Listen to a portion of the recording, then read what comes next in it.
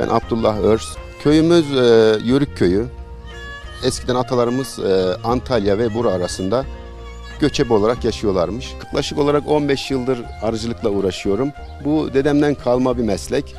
İlk başlarda hobi olarak bu işe başladım fakat daha sonra ilerlettim ve bir kazanç haline meslek edindim. Ve şu anda da şükür para kazanıyoruz yani. Bitki florasının çok çeşitli olması bal kalitesini tabii etkiliyor. İnsanlar da bunu bildiği için yani satış konusunda hiçbir sıkıntımız yok.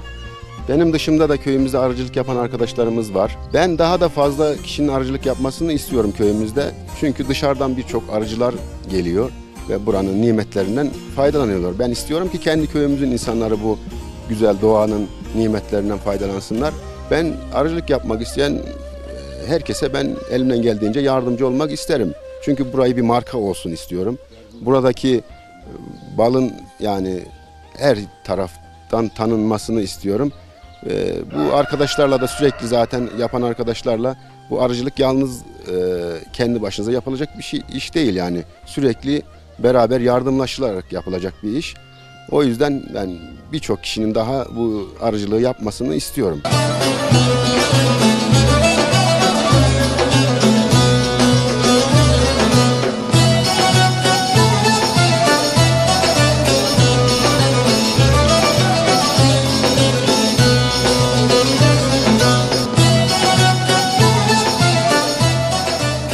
Bu arıcılığın vazgeçilmez aletlerinden birisi körük. Şimdi bunu yakmazsak yani arıyı sakinleştirmemiz için kovanı açmadan önce dumanlamamız lazım. Dumanı yediği zaman arı sakinleşir. Bu körüğü yakmamız lazım. Körüğü yakmadığın zaman arı kızışır. Hem kendimizi korumuş olacağız. Aynen. Her zaman için bu arıcılıkta bir numaralı bir alet. Körüğü yakarken alttan yakacaksın. Yani duman alttan hava verdiği için bunu çoğu acemi arıcılar üstten yakar. Hiçbir zaman üstten yanmaz bu. Alttan yakacaksın, ondan sonra üzerine ilave edeceksin.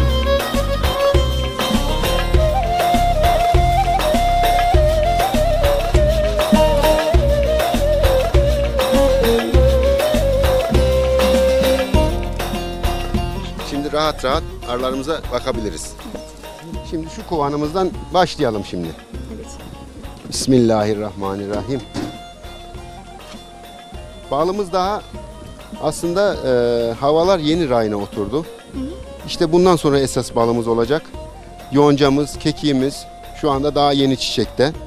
İnşallah bundan sonra güzel yayla balımızı alırız diye ümit ediyoruz. Şöyle ben size bir tane petek kaldırayım.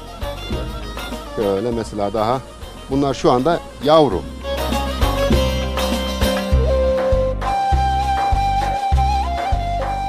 Herkes konuşuyor şu suni petek, doğal petek. Bazıları işte yiyoruz, ağzımız erimiyor. Evet. Bazıları da diyor ki işte ağzımda eridi gitti. Bu peteği nasıl oluşturuyorsunuz? Doğal mıdır? Suni karışım var mıdır? Bunu açıklar mısınız efendim ya da nasıl olur? Şimdi biz burada normal kendi mumlarımızı petek yaptırıyoruz.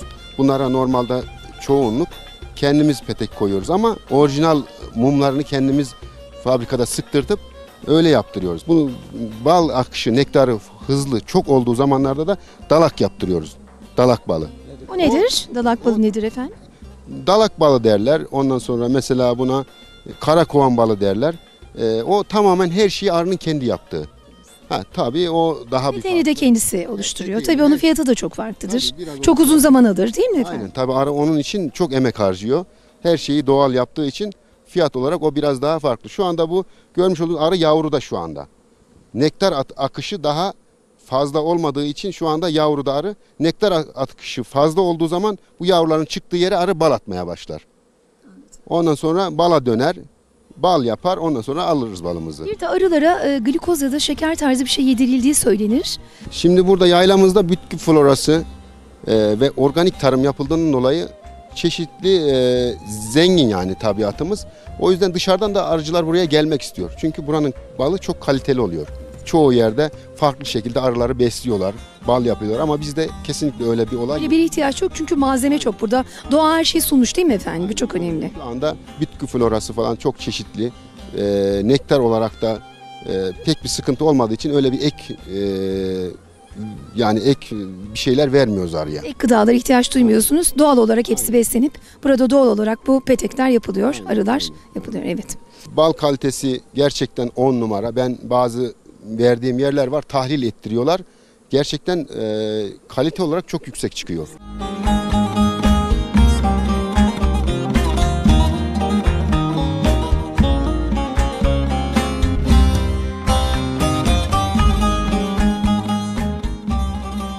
Şimdi doğal bal ve suni balı ayırt etmek, bunun en kesin çözüm yeri laboratuvar. Yani öyle bir bal yapıyorlar ki bunu normalde biz bile ayırt edemiyoruz. Adam rengini, kokusunu, tadını, her şeyini veriyor. Yani biz bazı kendimizce yöntemlerle bunu anlamaya çalışıyoruz ama bunun en güzel yöntemi laboratuvar. Sevgili muhtarım, özellikle bir şey sormak istiyorum. Doğal can kurtaran balı almak isteyen izleyicilerimiz size ve köydeki diğer üreticilerimize nasıl ulaşabilecekler? Bununla ilgili de bilgi alalım sizden efendim. Biz Akşehir'e 15 kilometreyiz. Yalvaç, bize komşu yerlerimiz Yalvaç, Şarkı Karaağaç.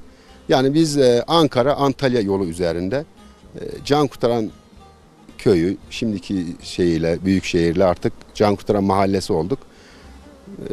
Yani diğer arkadaşlar da var. Ulaşabilirler yani. Köye geldiklerinde mutlaka birinizden birisine ulaşabilir değil mi? Siz ya da bir başkası üretici. Bana ulaşabilirler yani.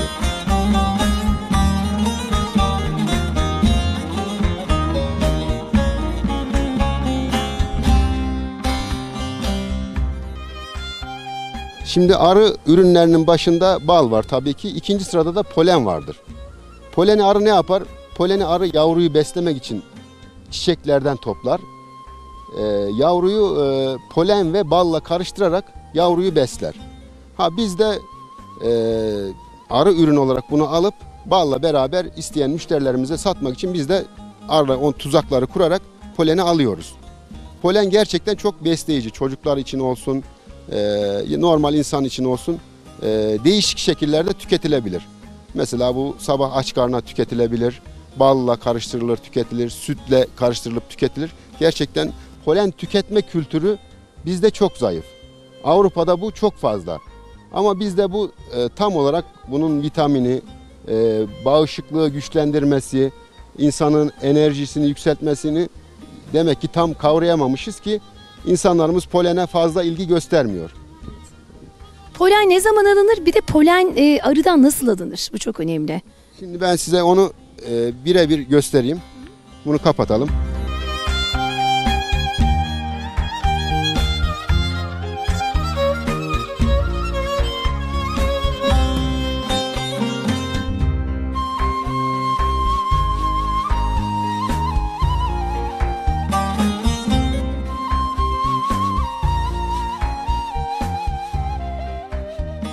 Polenler ayağında mı oluyor arının? Arı ayağında getirir poleni. O dediğimiz tuzağı kurduktan sonra tam o arının büyüklüğü kadar yani deliklerden çıkarken yukarıya ayağından polen yere düşer. Ben bu tuzakları dün kurdum daha ve gerçekten şu anda dışarıdan polen akışı çok güzel. Çok gerçekten. Aynen şu anda bu bir günlük bir polen gelişi. Akşama kadar 1 kilo olur mu yani? Tahminen. Yakın. Yarım kilo genelde geçer. arı poleni sabah getirir. Sabah mı getirir? Sabah, akşama kadar sürekli polen çekmez arı. Sabah olur bu nemle birlikte. Sabah getirir. Bunu ben yarın toplayacağım bunları. Polenin kurusu mu yaşı mı daha makbuldür, daha sağlıklıdır? Evet, güzel bir soru. Şimdi ben genelde bunu 2 gün seriyorum. Hafif nemini aldırıyorum ve derin dondurucu saklıyorum yani. Bu poleni takır takır kurutuyorlar. Bence yani hiçbir şekilde özelliğinin çoğu kaçıyor bence. Tabii vitamini de doğal etkisi de kayboluyordur mutlaka. Ağızda attığın zaman böyle eriyor, yemesi daha hoş oluyor. Ben ilk defa yaş polen görüyorum. Evet, bu kuruduğu zaman böyle zevki olmuyor, özelliği kaçıyor. Ağla böyle hafif nemini aldırıp da sakladıktan sonra bunu yiyeceksin, derin dondurucuya koyacaksın. Yiyeceğin zaman alıp tekrar derin dondurucuya koyacaksın. Sürekli böyle mi saklamak lazım? Dışarıda saklarsak bozulur mu? Kuruması lazım. Kurursa ancak öyle dışarıda Diğer saklayabiliriz. türlü bozulur. Diğer türlü bu hafif nemli dışarıda dursa bu ekşime yapar. Şimdi biz çoğaltmak için arıyı böleriz. Birçok insan bu arının oğul salmasını mesela çoğaltmasını iyi bir şey zannederler yani. arının oğul salması iyi bir şey değildir. Ha çoğalır ama arıdan istediğin verimi alamazsın. Oğul saldığı anda acaba bölünüyor mu gelen şeylerin hepsi? Aynen böyle bölünüyor arı. Ana kovan bölünüyor. Birkaç parça gidiyor, dala konuyor, sağa sola gidiyor. Arının oğul salması yaşlı kovanlar genelde anasını yani kraliçesini yenilemek ister. Yenilemek isteyince birçok kraliçe olur kovanda. Daha sonra bu kraliçelerden bazıları kovandan ayrılır. Ha biz onu hayatta yapmak istemeyiz. Arının oğul salmasını istemeyiz. Biz bunu böleriz arıyı.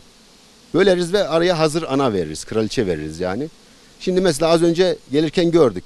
İstemediğimiz bu kadar kovanın içinde kontrolümüzden çıkıp oğul salan arılar oluyor bazen. Ha biz onu istemiyoruz ama arada oluyor bu şekilde. Onu ne yapıyorsunuz?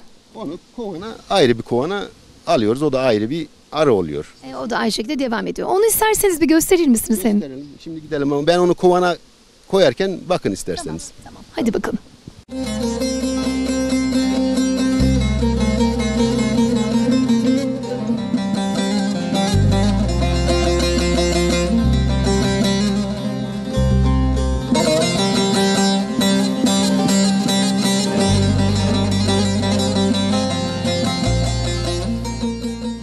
Petek hazırladık değil mi? Petek hazırladık. Yani onların arın gücüne göre petek koyduk buraya şimdi.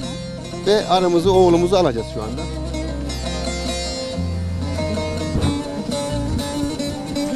Ay.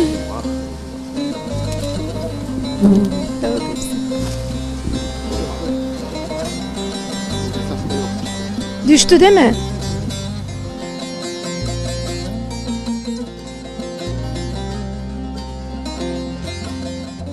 Hesapta olmayan bir iş oldu. Hesapta olmayan bir iş oldu. Bunu normal ağacın kırılacağını hiç hesap etmedim ben. Bu şekilde kovana yaklaştırıp hemen içine silkeleyecektim ama maalesef ağaç kırıldı. Oğlumuzun artık tekrar toplaşmasını bekleyeceğiz. Yazık oldu şu anda biraz ama yapacak bir şey yok.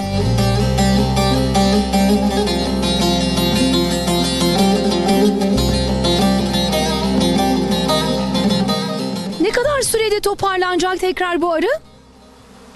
Valla bunun kendi haline toplanmasını bekleyeceğiz artık. Bu belli olmaz. Bu tekrar aynı dala. Çünkü orada kraliçenin kokusu vardır. Yine aynı yere toplaşması lazım. Ondan sonra tekrar yine aynı işlemi yapacaksın. Ben bunu daha sonra yapayım, beklemeyelim yani. Tamam, teşekkür ederiz. Sağ olun. Çok teşekkürler. Efendim, markete gidip aldığımızda işte fiyatını bazen sorgularız ama doğal yaşamda doğal ürünlerin ne kadar zahmetli önümüze geldiğini, soframıza konulduğunu burada sizlere aktarmaya çalıştık.